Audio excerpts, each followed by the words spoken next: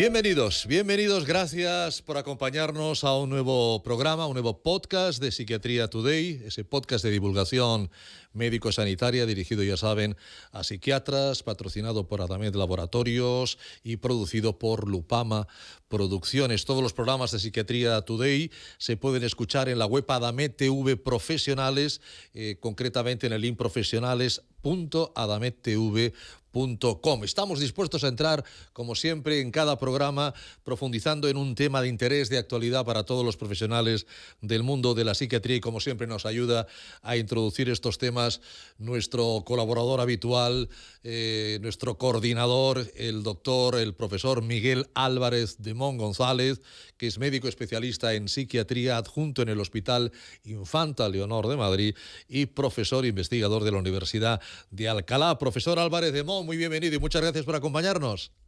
Ricardo, ¿cómo estás? Qué placer volver a grabar un capítulo más. Sí. Y sobre todo, hoy tengo que reconocer que al invitado, al que ahora amablemente presentarás, no tengo el gusto de conocerle personalmente, pero leí y me encontré sus trabajos súper interesantes y dije, hay que invitarla al podcast. Son súper interesantes, el currículum es fantástico y el tema es muy precioso. El tema de la genética es realmente interesante.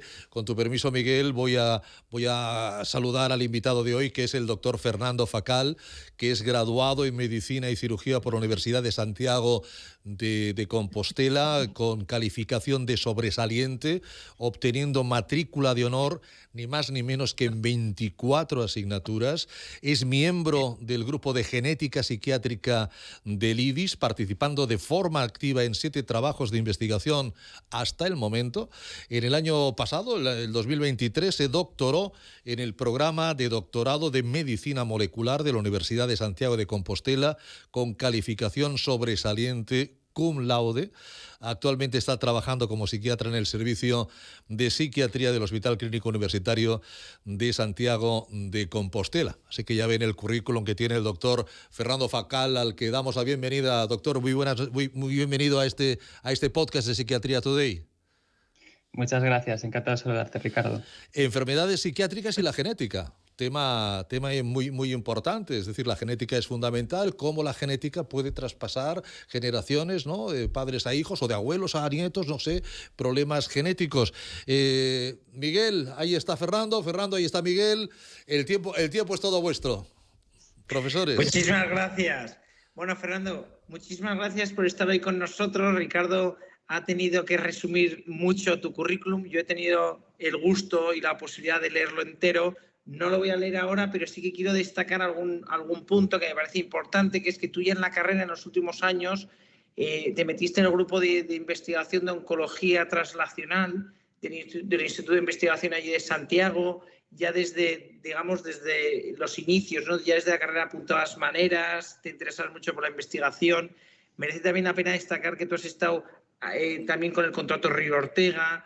Y luego también que tú has elegido psiquiatría, probablemente tu año fueses el primero en elegir psiquiatría, porque elegiste psiquiatría, si no me equivoco, siendo el 31 del MIR. Creo que es la convocatoria del 2016, corrígeme si me equivoco. Pero yo, después de leer tu currículum, tengo varias preguntas un poco personales antes de meternos en materia.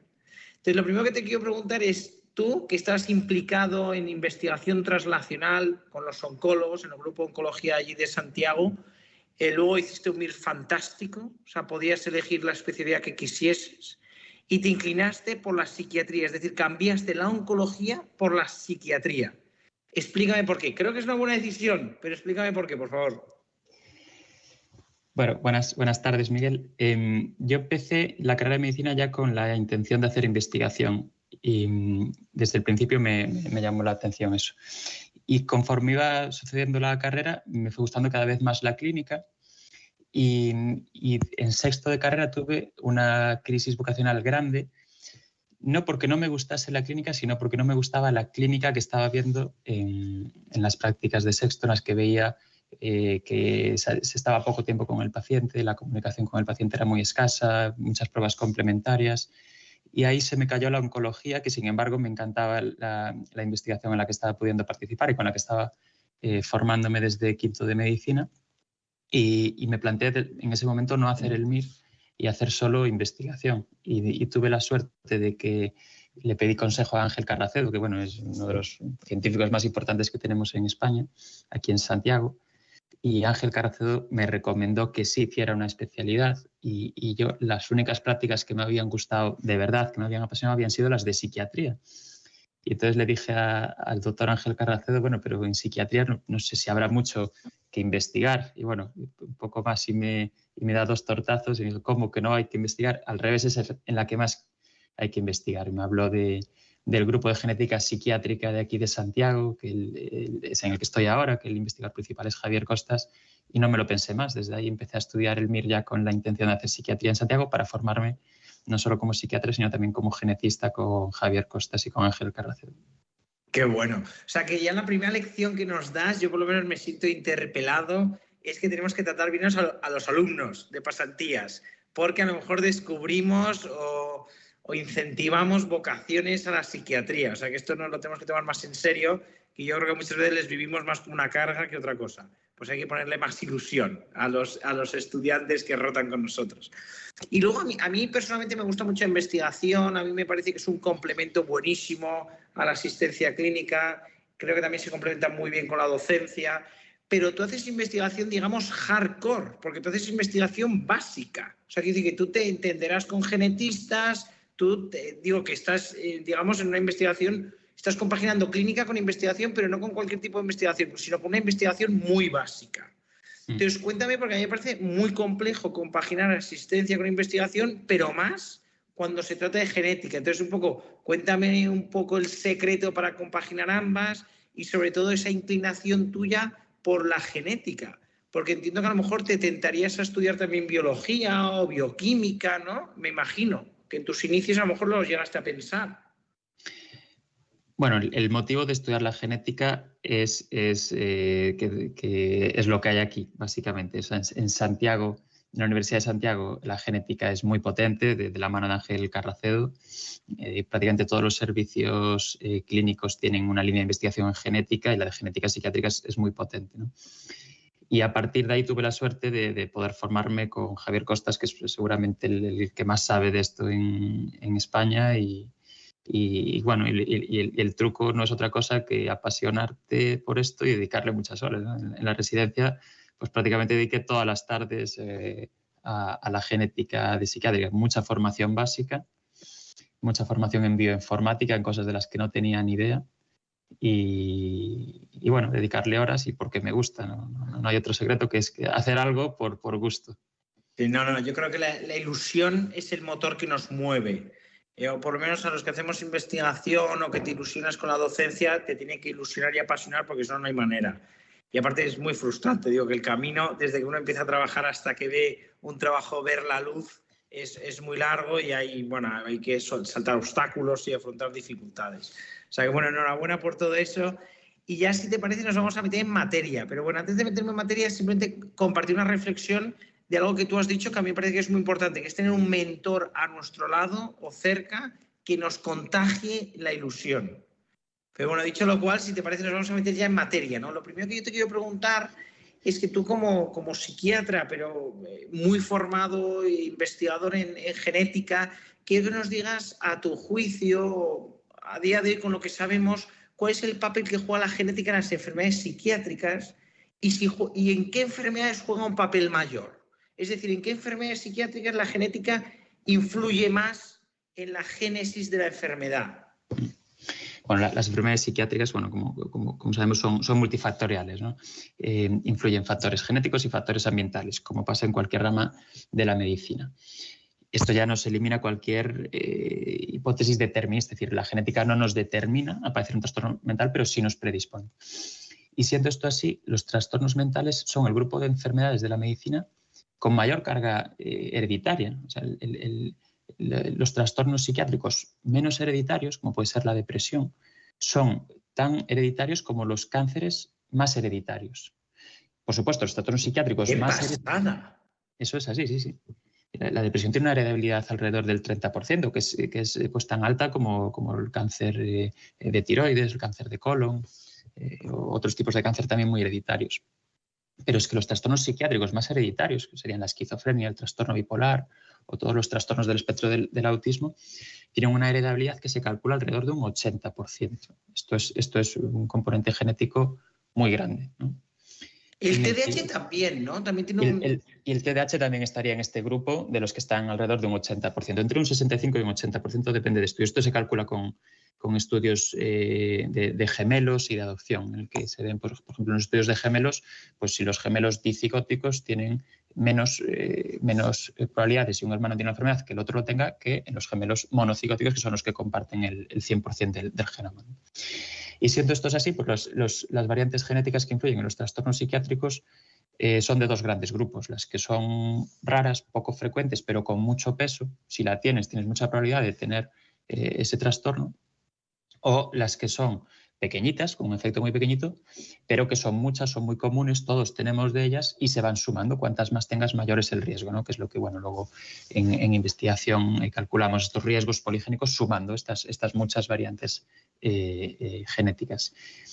Y lo que sabemos ya a nivel molecular es que son muy poligénicos los trastornos mentales, es decir, tienen más peso estas variantes pequeñitas, pero que son muchísimas, se calcula que miles para la esquizofrenia, por ejemplo, y que son muy pleiotrópicos. Esto significa que comparten entre ellas las variantes genéticas. Es raro ver genes solo asociados a un trastorno o variantes solo asociadas a un trastorno, sino que en psiquiatría vemos que las variantes genéticas son compartidas entre muchos trastornos psiquiátricos, algo que no se ve, sin embargo, en otras ramas de la medicina.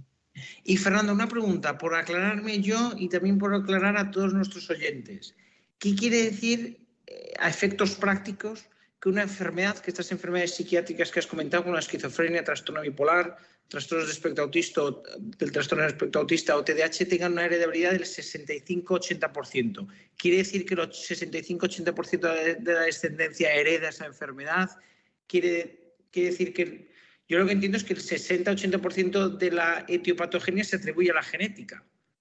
Exactamente, quiere decir esto segundo, no lo primero.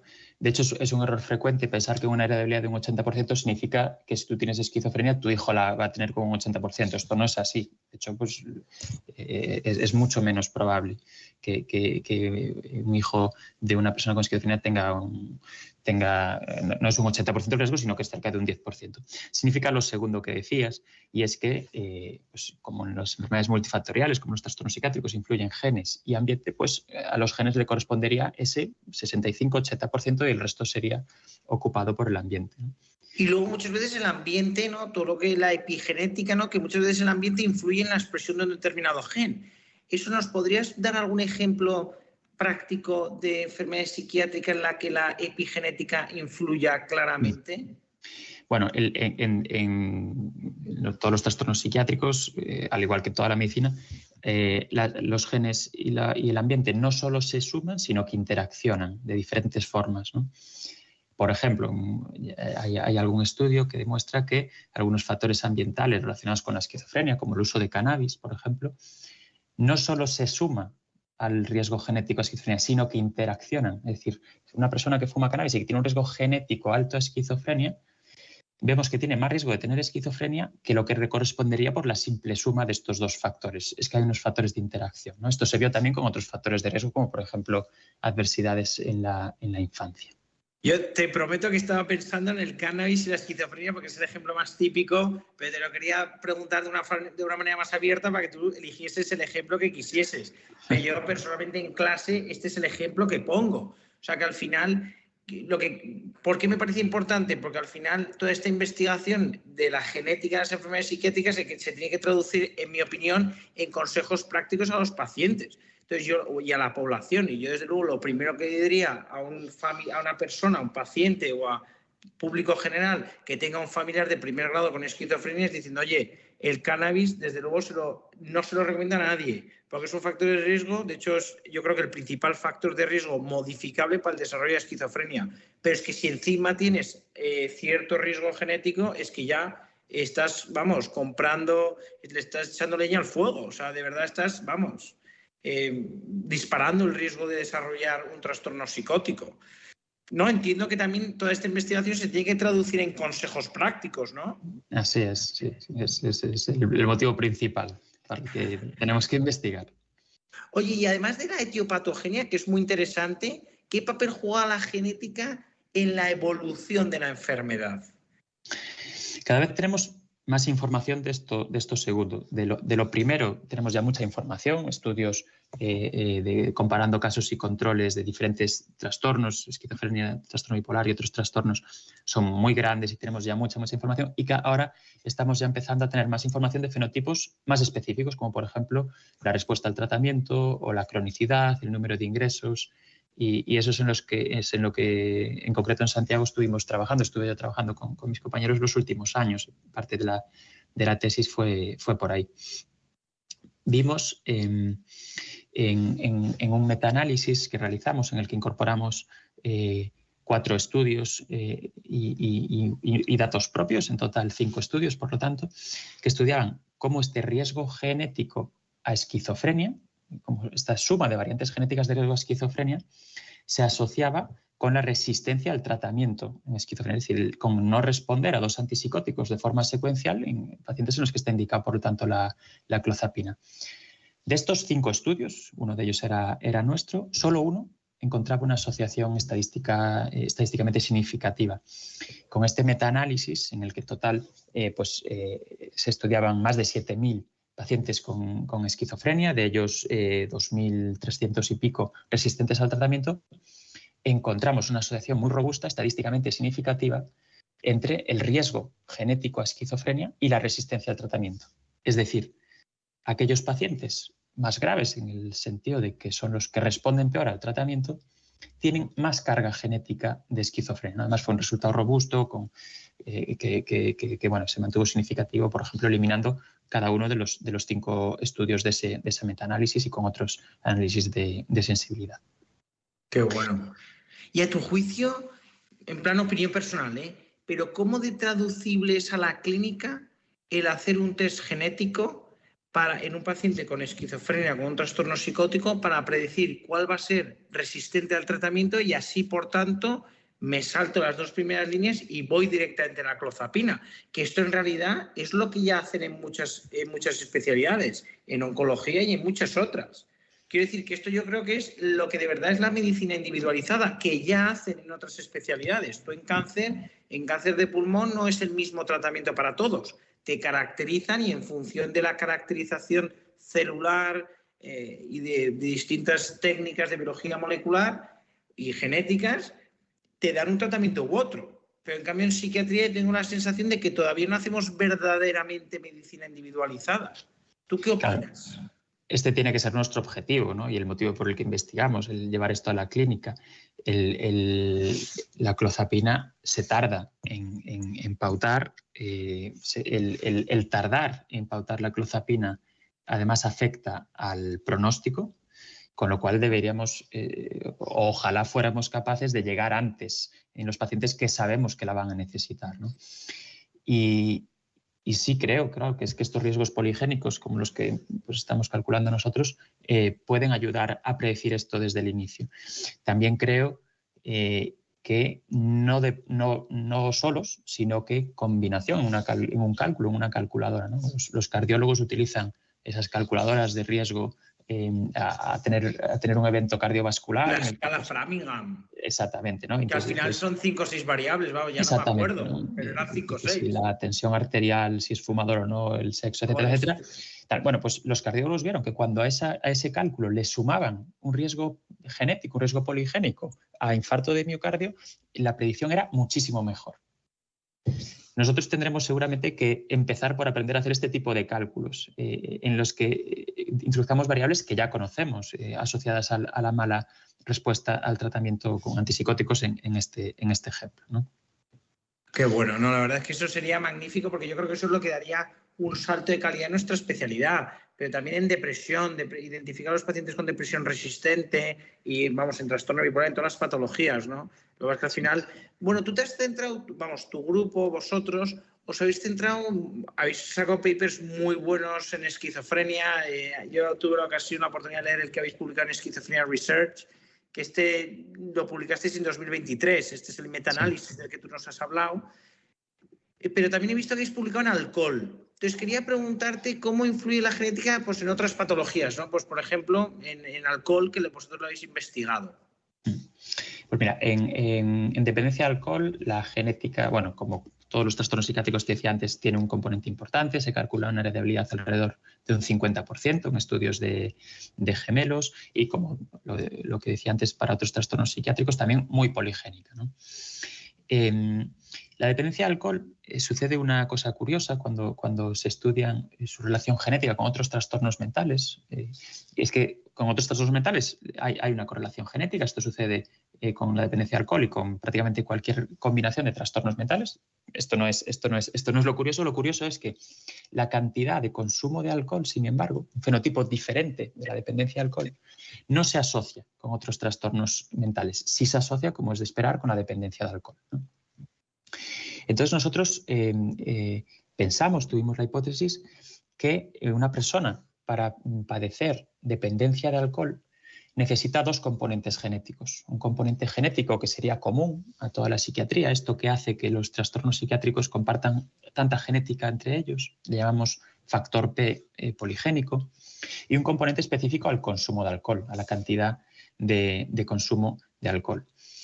Vimos que estos dos componentes genéticos entre ellos son prácticamente independientes y que de una forma muy significativa explican la diferencia casos controles en una población nuestra en la que teníamos pues, más de 500 pacientes con dependencia de alcohol y más de 700 controles. Veíamos que tanto para este riesgo genético a cantidad de consumo de alcohol como para este riesgo genético a psicopatología general, los casos de dependencia de alcohol, pues de una forma muy significativa, tenían mayor estos dos riesgos genéticos, que eran independientes, que se sumaban, que al sumar mejoraban esta predicción, pero que no interaccionaban en este caso. No había una interacción gen-gen, había una adición simplemente. A mí la verdad es que la genética de las enfermedades psiquiátricas es apasionante, pero en las adicciones me parece más interesante aún. Porque yo siempre he pensado, no sé tú qué opinas, pero que a veces la sociedad somos un poco tiranos en algunos aspectos, ¿no? Porque yo creo que, por ejemplo, al alcohol nos exponemos la mayoría de la población. Al cannabis, no quiero aquí testimonios personales, pero digo que al cannabis se expone un porcentaje elevado de la población. No sé si alguno de nosotros, pero bueno, se expone. A la cocaína ya mucho menos, ¿no? Pero que al final tienes que a ciertas sustancias, al tabaco, pues es que todos o muchos o la mayoría de adolescentes, de jóvenes, nos hemos expuesto con más o menos frecuencia y que me parece un poco injusto que a veces al que se vuelve adicto, oye, pues le juzgamos, se vuelve un drogadicto, un cocainómano, lo que sea, y al final seguro que tiene que tener una vulnerabilidad, porque oye, nos exponemos muchos y solo un pequeño porcentaje desarrolla la adicción. O sea, no sé si me entiendes lo que quiero decir, que al final... Efectivamente, y fíjate que el 50% de la etiología está en los genes, que esa persona acabará desarrollando una dependencia del alcohol, ¿no? Fíjate que se estudió, hay varios estudios de consejo genético que demostraron que el dar una explicación o el explicar la parte genética del riesgo de dependencia de alcohol a pacientes con dependencia de alcohol disminuye la carga de culpabilidad de esas personas. Se sienten más comprometidas también con el tratamiento farmacológico. Que bueno, claro, te iba a decir, claro, disminuye la culpabilidad, pero ¿eso qué efectos tiene? O sea, que mejora adherencia al tratamiento. Mejora la adherencia a los tratamientos farmacológicos, sí. Qué bueno, sí. Pues eso es súper interesante. Y luego, aparte, yo creo que volviendo al consejo práctico, yo creo que a población general también, yo creo que es importante que le llegue el mensaje diciendo, mira, las adicciones tienen un componente genético, o sea, la heredabilidad, supongo que variará según la adicción, pero una heredabilidad importante, yo creo que el consejo tiene que ser claro, ¿no? Si tienes un familiar de primer grado que es adicto a una sustancia, sé extremadamente precavido, ¿no? O sea, yo creo que igual que el paciente diabético o un paciente con riesgo cardiovascular no puede tomar dulce, no debe tomar dulce, no debe hacer excesos, yo creo que esto mismo así lo tiene que vivir alguien que tenga un familiar de primer grado con adicción, ¿no? Porque al final tienes más riesgo. Así es, bueno, es un consejo básico y también la forma de comunicar esto es fundamental, ¿no? Y siempre poniendo el foco en que nuestros genes no nos determinan a padecer una dependencia al alcohol, sino que nos predisponen, ¿no? Porque también si uno cree que está determinado a padecer la dependencia al alcohol, pues ya no hago nada, que total ya me va a tocar, ¿no? Entonces la importancia de hacer ese matiz cuando se explica a los pacientes. Y yo creo que con ese toque de ciencia respaldado por trabajos tan buenos como los vuestros, para que quede claro que esto no es un consejito, o sea, esto es recomendaciones basadas en la evidencia. La verdad es que a mí me parece que es muy meritorio a todos los que hacemos o hacéis investigación. O sea, me encanta entrevistar a alguien cuando nos cuenta de su línea de investigación. Yo, Fernando, me quedaba contigo horas. La verdad es que tengo ganas de conocerte en persona, tomarnos un café y que me cuentes con más detalle, porque yo nunca he investigado en genética. Lo más cerca que he estado de un laboratorio ha sido haciendo investigación de alteraciones inmunológicas en la depresión.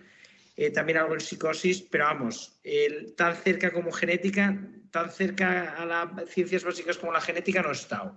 Y me parece súper meritorio, o sea que te agradezco muchísimo que nos hayas acompañado este rato. También recomiendo que quien quiera busque en PubMed los artículos.